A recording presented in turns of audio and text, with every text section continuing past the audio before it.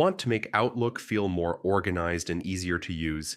In this quick 2025 guide, I'll show you exactly how to change your Outlook view so your inbox works the way you like it. First, head over to the Outlook login page. Sign in with your email and password. Once you're logged in, you'll land on the main mail page. On the left, you'll see your folders, inbox, drafts, sent items, and more. For now, click on Inbox since that's where most of your emails live.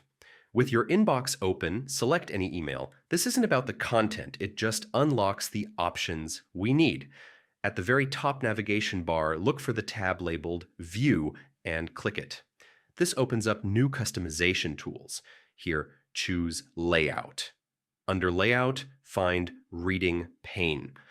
This is where you decide how your emails are displayed. You can keep the reading pane on the right for a modern side-by-side look, move it to the bottom for a classic style, or even turn it off completely if you prefer a cleaner list.